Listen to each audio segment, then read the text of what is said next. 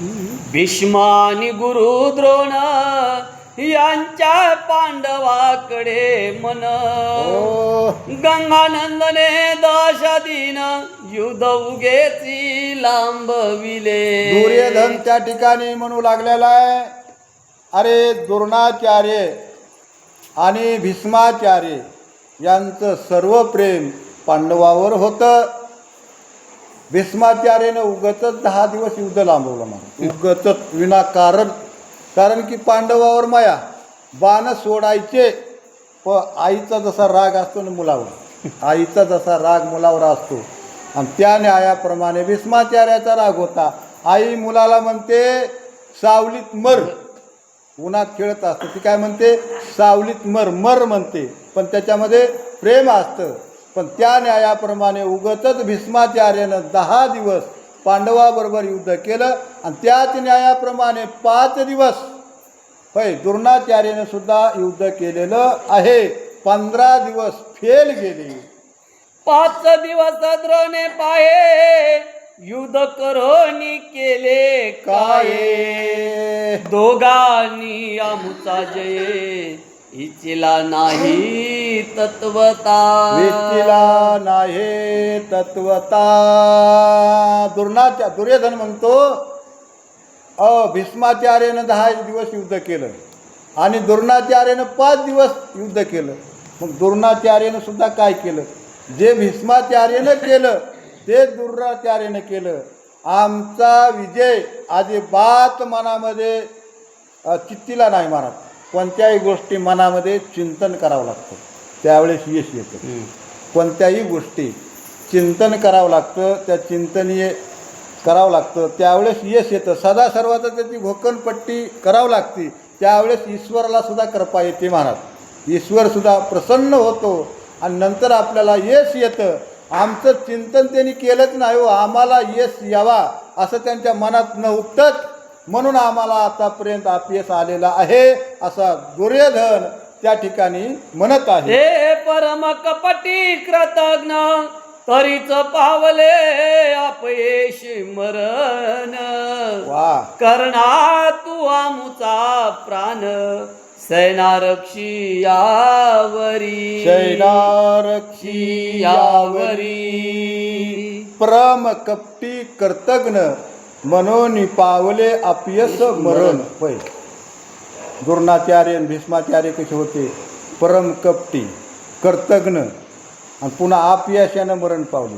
चांगल्या यशानं मेलेत का? नाही.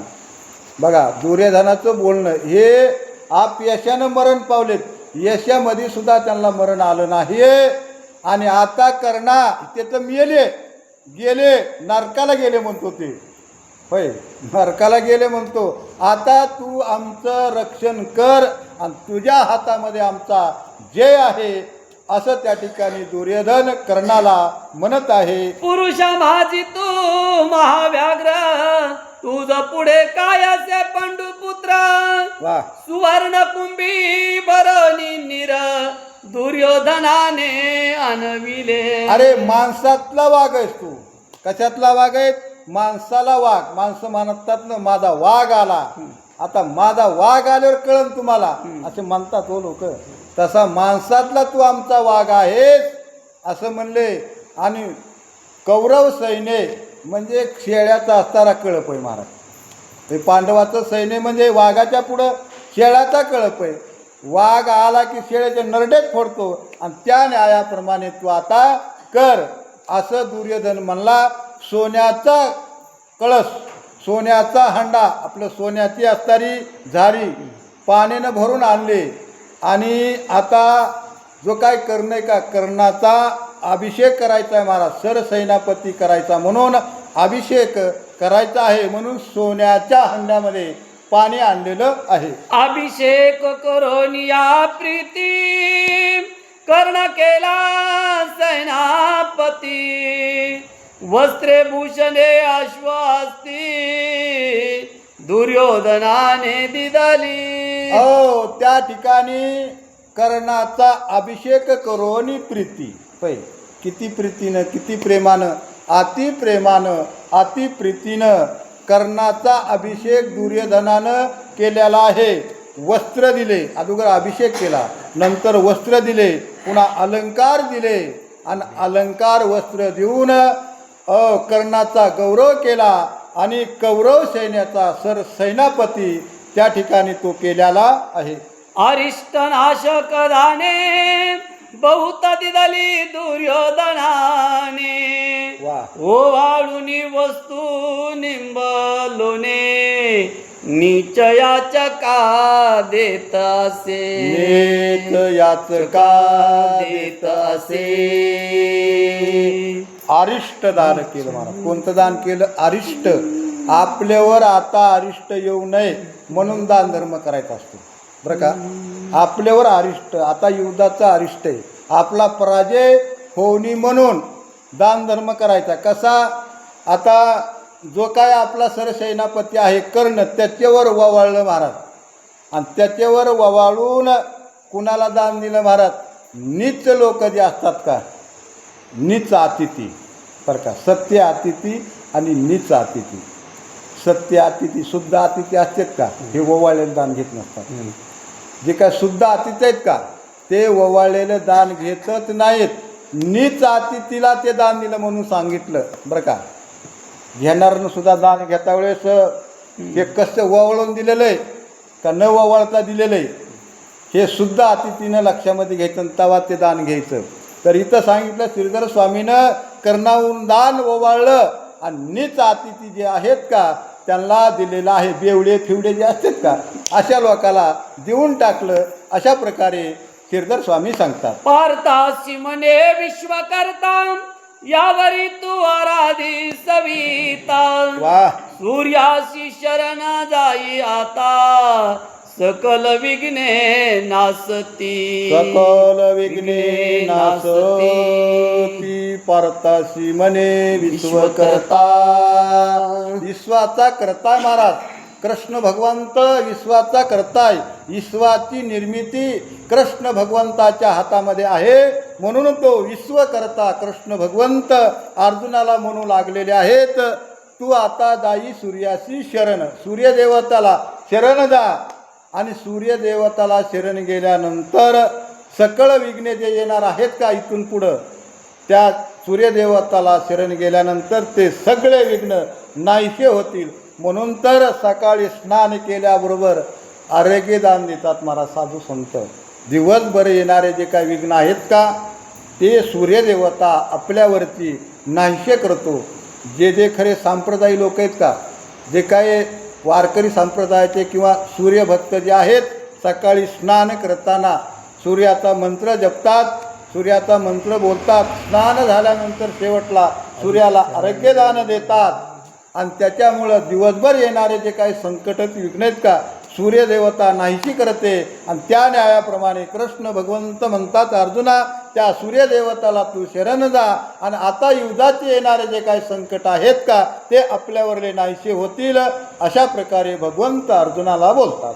मग आदित्य हृदय जपून करी तू कल्प अर्घ्यदान वा सूर्य करोनी सुप्रसन्न युधासी अर्जुन निघाला. युधासी अर्जुन निघाला. हो, हृदयामध्ये सूर्याचं ध्यान करायचं महाराज. माणूस ध्यान करीत असताना प्रत्येक देवताचं हृदयामध्येच करतो. श्रीकृष्ण भगवंत म्हणतात सूर्यदेवताचं ध्यान हृदयामध्ये करायचं. हृदयी बंदी खाना केला आत विठ्ठल कोंडीला. त्या न्यायाप्रमाणे हृदयामध्ये सूर्यदेवताचं ध्यान करायचं. असं म्हणल्याबरोबर लगेच अर्जुनानं सूर्यदेवताचं ध्यान केलेलं आहे आणि सूर्यदेवताचा मंत्र जपलेला आहे. ओम सूर्यदेवताय नमः, ओम सूर्यदेवताय नमः. अशा प्रकारचा मंत्र जपला. पाणी घेतलं, सूर्याला आरोग्यदान दिलेलं आहे आणि सूर्यदेवताचं दर्शन घेतलं. सूर्यदेवता प्रसन्न झालेली आहे. विजय रथारूढ बोय पार्थ रण तुरे वाजती अत्याद्भुत वा कौरवा सहित हिरण्य गर्भसूत रथारूढ झाला. हो, रथावर विजय, रथावर अर्जुन चढलेले महाराज. अर्जुनाला रथ विजय आणि कृष्ण भगवंत सारथीत महाराज ज्या रथावर अर्जुन चढले आणि तिकाड्या बाजूला सुद्धा कौरव सैन्यामध्ये जो काय कर्ण आहे का तो कर्णसुद्धा पांडवाचा सरसेनापती नवीन झालेला आहे, तोही रथावर चढलेला आहे. इकडून अर्जुन रथावर चढलेला आहे, तिकडून कर्ण रथावर चढलेला आहे. दोघांचेही रथ समोरासमोर येत आहेत. युद्धाला सुरुवात होत आहे. मकर त्या वेळा दीनमणी सुते रचिला वा. पांडव व्यूह करिला अर्धचंद्रवत ते दवा चंद्रवत ते दवा. पांडवाचे सरसेनापती दृष्टद्युम्न त्यांनी माशाच्या आकाराचा व्यूहाची रचना केली महाराज. पांडवाच्या बाजूनं माशाच्या आकाराची व्यूह रचना आहे. अर्धचंद्राच्या आकाराची पांडवाच्या बाजूची व्यूह रचना आहे आणि कौरवाच्या बाजूची मकरासारखी म्हणजे माशासारखी माशाची जशी आकृती आहे आणि त्या न्यायाप्रमाणे कौरव सैन्याने व्यूह रचना केलेली आहे. दाटली जैसी खग मंडळे तैसे पांडव सैन्य उठावले ओ परिदृष्टी न धरी त्या वेळे सवितात्मजा सहसाही. जशा पद्धतीनं आकाशामध्ये आबाळ यावा महाराज खिट्ट दाटून एकावर एक ढग एकावर एक ढग भेसूर अशा प्रकारचे ढग दिसावात आणि दिसतातच महाराज. लय आबाळ आलं ना काळ कुट काही पांढरे ढग असतात काही काळे ढग असतात. एकावर एक अशी दडी असती महाराज. आता उत्तरा नक्षत्रामध्ये आता दिसतेच बघा तशी उत्तरा नक्षत्रामध्ये उत्तरेकडून आलेली दिसतात महाराज. ढगावर ढग उतरंडी दिसतात आणि त्या न्यायाप्रमाणे एकापेक्षा एक भारी भारी असणारे रथी महारथी एकापेक्षा एक एकाची उंची असणारे वीर पांडव सैन्यातले आहेत.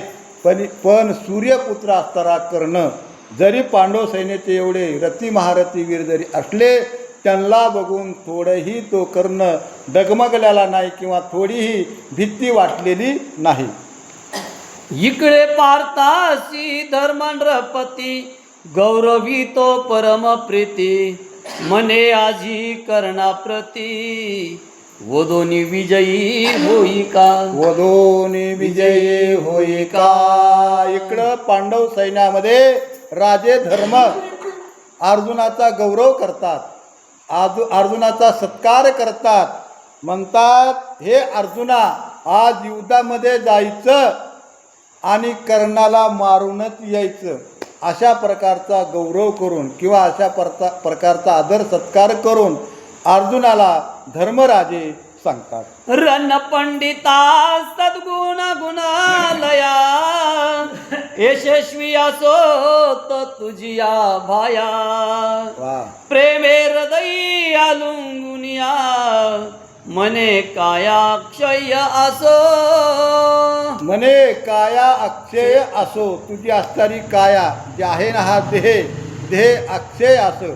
रण पंडित सद्गुण राया होय रणातला पंडित आहेस आणि पुन्हा सद्गुणी आहेस. तुझे जे हात आहेत का हे बाहू हे अक्षय असो. तुझ्या हाताला यश येवो आणि तुझी जी काय काय आहे का देह सुद्धा अक्षय राहो. त्या देहाचा क्षय होऊ नये महाराज. कोणतं कार्य करीत असताना देहाचा क्षय झाला नाही पाहिजे. देह अक्षय राहिला पाहिजे.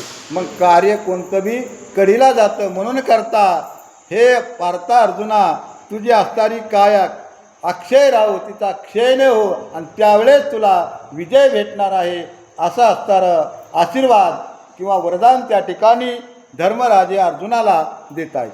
जगत वंद्या जो विश्व करता त्याच्या करी धर्म देतो पार्था. वा. मने तुझी माता तुझी पिता बहुताता काय बोलू. त्या ठिकाणी धर्मराजे म्हणतात ईश्वकर्ता जगत वंदे तू आता. ईश्वाचा करताय जगाला वंदनीय आहे. तूची माता तुझी पिता. तू आमची माता आहेस, तू आमचा पिता आहेस, तू आमचा गुरु आहेस, तू आमचा चुलता आहेस. बहीण भगिनी तू ती सर्वता. अशा प्रकारचा तू आमचा आहेस. अर्जुनाचा हात धरला आणि कृष्ण भगवंताच्या हातामध्ये त्या ठिकाणी राजा धर्मानं दिलेला आहे. रुक्मिणी हृदयाब्ज बिलिंद जो पूर्ण ब्रह्म सचिदानंद तो म्हणे आजी कर्णवद किरीटी हस्ते करवीन पै. त्या ठिकाणी कृष्ण भगवंत सुद्धा म्हणतात आज रुक्मिणी अब्द बिलिंद रुक्मिणीच्या हृदयातला असणारा भ्रमररूपी पती आहे हा श्रीकृष्ण भगवंत. आणि अशा प्रकारच्या भगवंत म्हणतायत आज अर्जुनाच्या हातून आज कर्णाचा वध निश्चित मी करणार आहे. अशा प्रकारे त्या ठिकाणी कृष्ण भगवंत सुद्धा म्हणतात.